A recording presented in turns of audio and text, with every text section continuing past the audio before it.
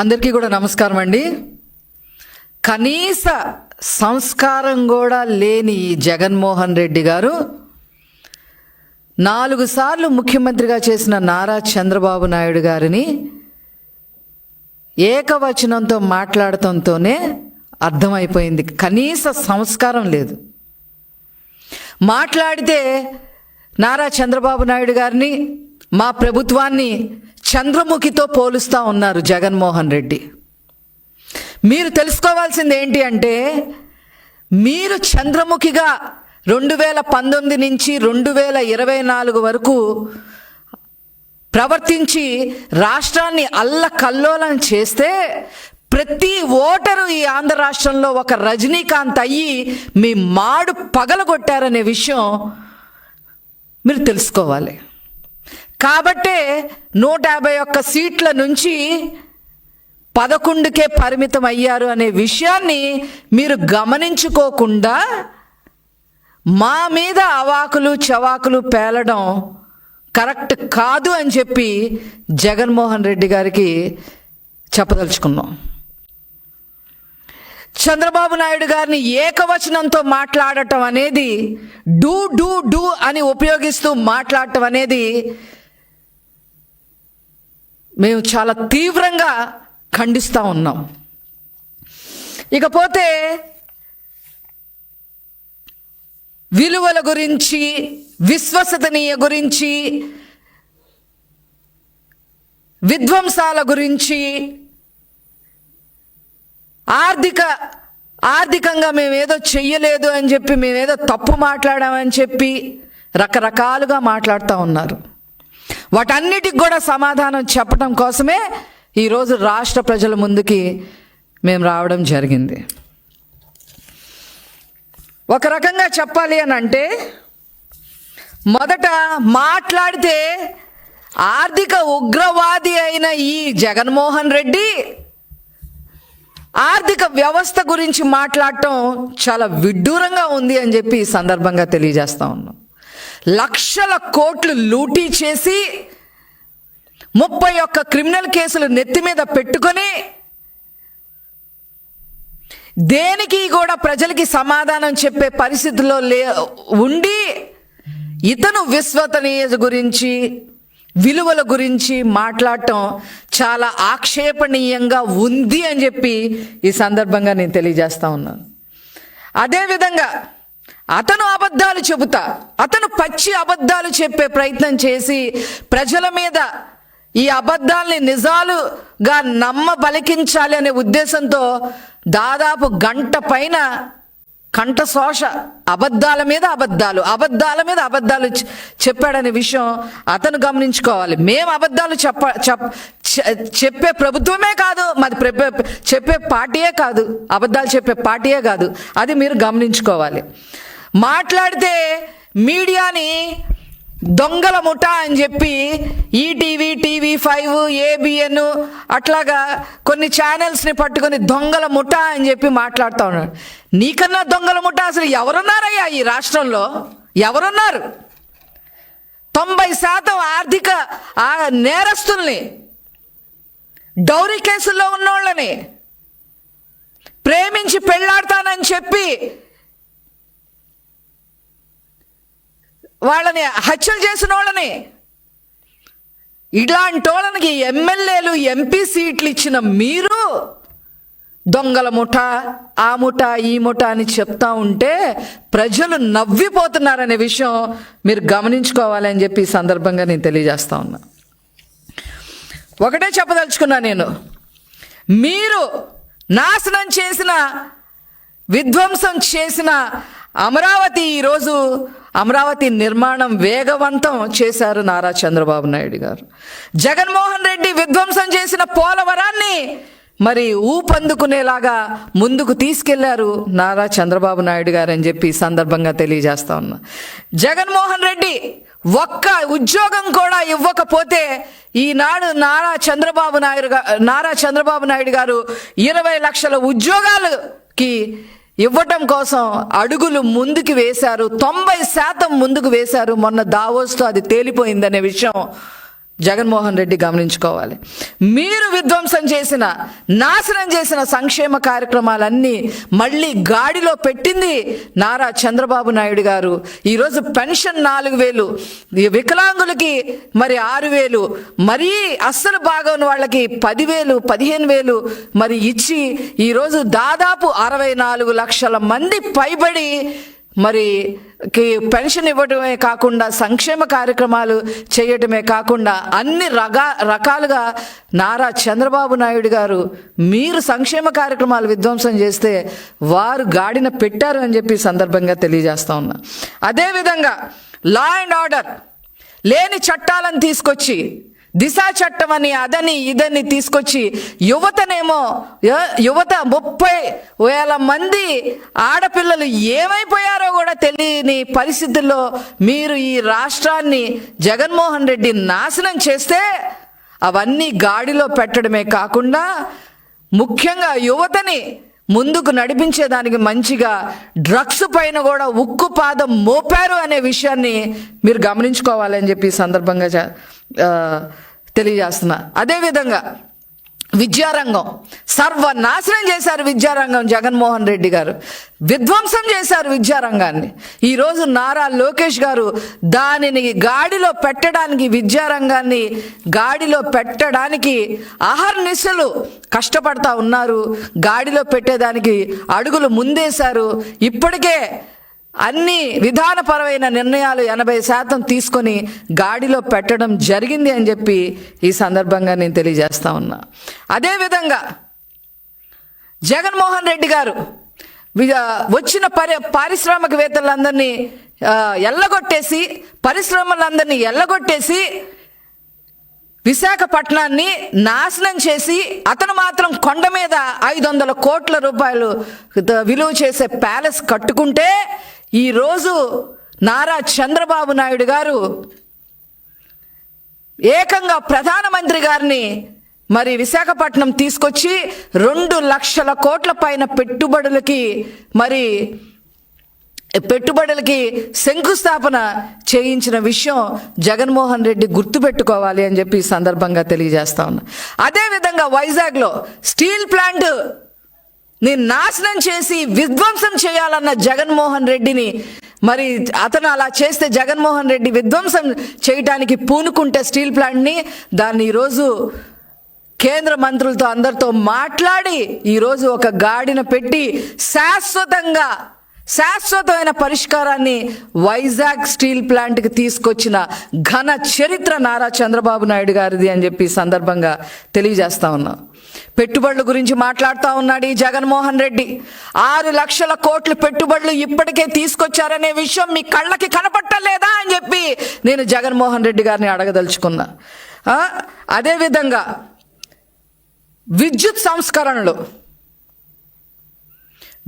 సంస్కరణలు తీసుకొచ్చి ఈరోజు జగన్మోహన్ రెడ్డి విద్యుత్ని సంస్కరణలు తేకపోగా ఆ యొక్క శాఖని సర్వనాశనం చేసి విధ్వంసం చేస్తే ఈరోజు విద్యుత్ సంస్కరణలు తీసుకొచ్చిన ఘన చరిత్ర నారా చంద్రబాబు నాయుడు గారిది అని చెప్పి ఈ సందర్భంగా తెలియజేస్తా ఉన్నా.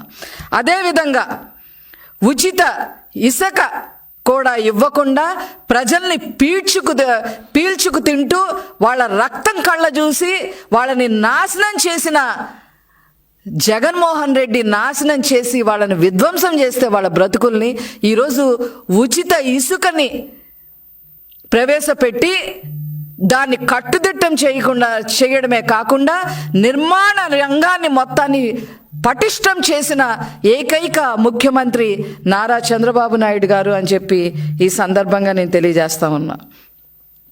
మాట్లాడితే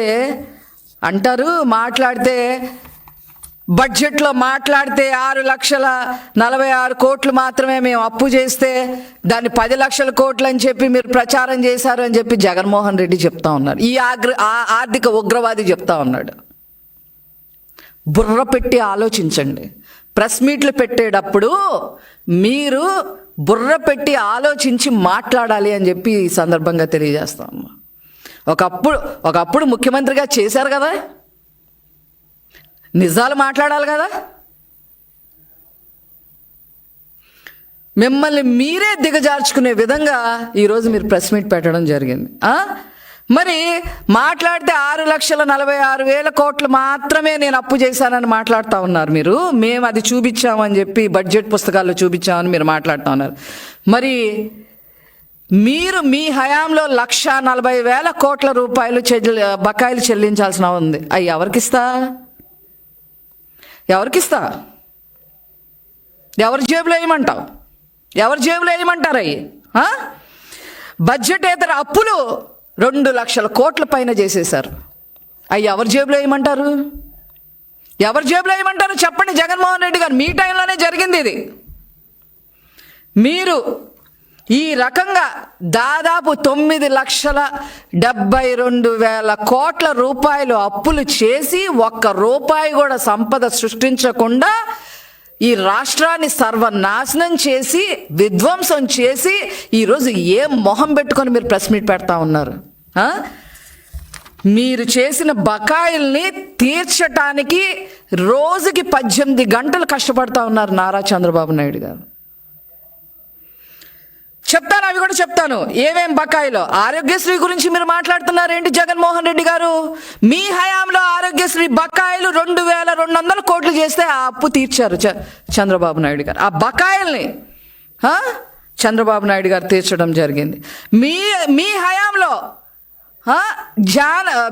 ధాన్యాన్ని బకాయిలు చేస్తే అవి 1,674 కోట్లు ఆ బకాయిలు తీర్చింది నారా చంద్రబాబు నాయుడు గారు. ఇల్లు కట్టుకున్న వాళ్ళకి గవర్నమెంట్ ఇవ్వాల్సిన డబ్బులు కూడా మీ హయాంలో ఇవ్వకపోతే ఆ కట్టాల్సిన డబ్బులు ఎంత కట్టాలో తెలుసా? మీ హయాంలో గవర్నమెంట్ కట్టాల్సిన డబ్బులు 9,000 కోట్లు. ఆ 9,000 కోట్లు మీరు వాళ్ళకి ఇవ్వలేకపోవటం వల్ల వాళ్ళు రోడ్డున పట్టమే కాకుండా వాళ్ళు అప్పులు చేసి చక్రవడ్డీలు కట్టుకొని వాళ్ళు బాధపడుతుంటే ఆ 9,000 కోట్లు బకాయిలు తీర్చింది ఎవరో తెలుసా? మీ నాన్న కాదు, పైనుంచి వచ్చిన మీ నాన్న చేయలే, మీ నాన్న తీర్చలా, నీ జైజమ్మ తీర్చలా, నారా చంద్రబాబు నాయుడు గారు ఆ బకాయిలు తీర్చారనే విషయం మీరు గుర్తుపెట్టుకోవాలి. ఉద్యోగస్తుల గురించి మీరు మాట్లాడుతూ ఉన్నారు.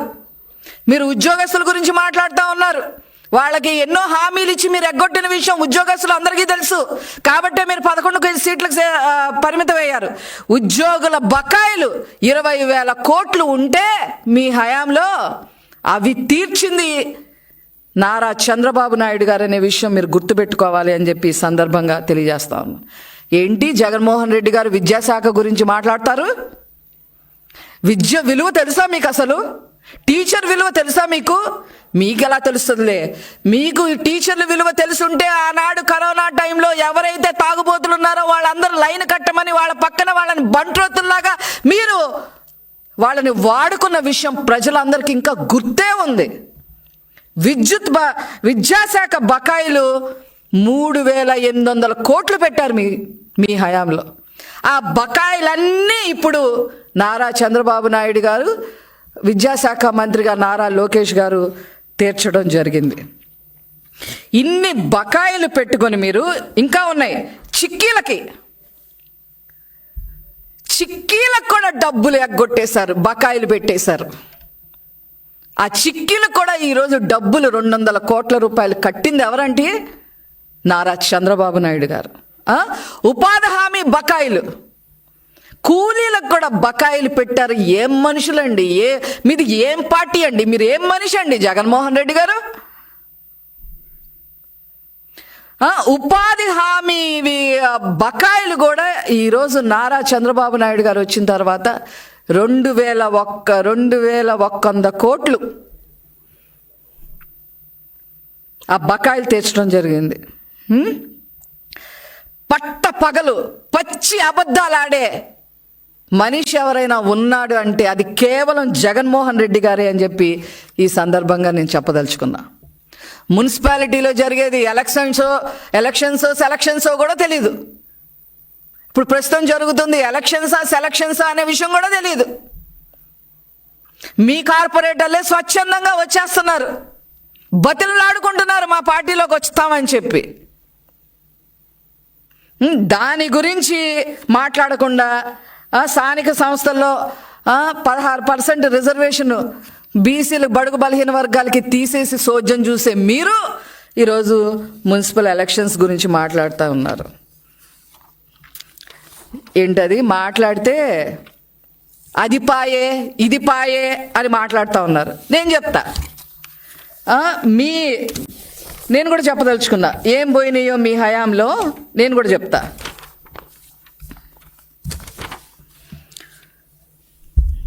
మీ పుణ్యమా అని చెప్పి మీకు 151 సీట్లు పాయే.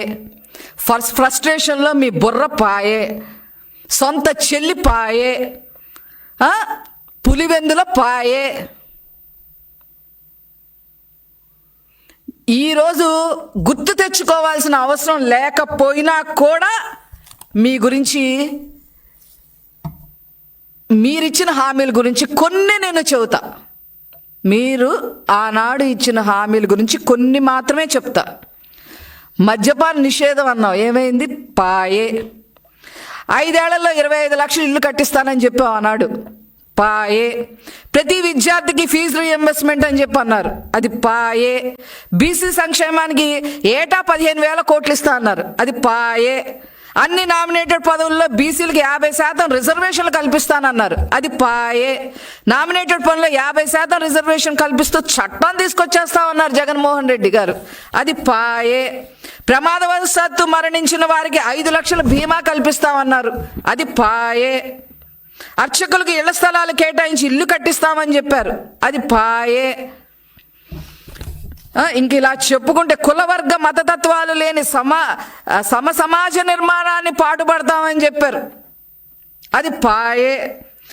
సివిఎస్ రద్దు చేస్తామని చెప్పారు జగన్మోహన్ రెడ్డి గారు, అది పాయే. పాత పెన్షన్ విధానాన్ని పునరుద్ధరిస్తామని చెప్పారు, అది పాయే. అధికారంలోకి రాగానే 27% ఐఆర్ ఇస్తామని చెప్పారు, అది పాయే. పుస్తకాలు యూనిఫామ్లు సరైన సమయానికి ఇస్తా అన్నారు, అది పాయే.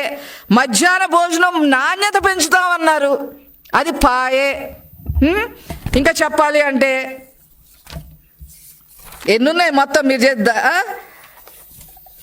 ప్రతి సంవత్సరం జనవరి 1 కల్లా జాబ్ క్యాలెండర్ను విడుదల చేస్తామని చెప్పారు, అది పాయే. ఇలా చెప్పుకుంటూ పోతే, ఇవన్నీ పోతే దాదాపు మా దగ్గర ఉన్న సమాచారం ప్రకారం 199 మీరు ఇచ్చిన వాగ్దానాలన్నీ పాయే. ఏ గంగలో కలిసినాయో ఎవరికి తెలియదు, అందుకనే ప్రజలు మిమ్మల్ని గంగలో ముంచేశారు. ఇవన్నీ పెట్టుకొని మీరు ఈరోజేదో అబద్ధాలని నిజాలు చెయ్యాలి అనే ఆలోచన విధానాన్ని మీరు మానుకోవాలి అని చెప్పి ఈ సందర్భంగా నేను తెలియజేస్తా ఉన్నా. కళ్ళు కుట్టినాయి మీకు. ఎందుకంటే 9 నెలల్లోనే అన్ని వ్యవస్థల్ని నారా చంద్రబాబు నాయుడు గారు గాడిలో పెట్టడం జరిగింది. ఒక్కొక్కటిగా గాడిలో పెట్టడమే కాకుండా మీరు చేసిన బకాయిలన్నీ ఒక్కొక్కటిగా తీర్చుకుంటూ వస్తూ ఉన్నారు. కళ్ళు కుట్టాయి మీకు. కళ్ళు కుట్టి ఏం చేయాలో అర్థం కాక ఈరోజు అసత్యపు మాటలు మాట్లాడుతున్నారు అని అంటే ఇవన్నీ ప్రజలు గమనిస్తున్నారు అని చెప్పి ఈ సందర్భంగా తెలియజేస్తూ, మీ ప్రెస్ మీటే ఒక బోటకం. మీ ప్రెస్ మీట్లు ఎప్పుడు విధ్వంసానికే దారి తీస్తాయే తప్ప ప్రజలు మంచి కోసం దారి తీయవు అని చెప్పి ఈ సందర్భంగా తెలియజేస్తూ నేను సెలవు తీసుకుంటున్నాను. Thank you.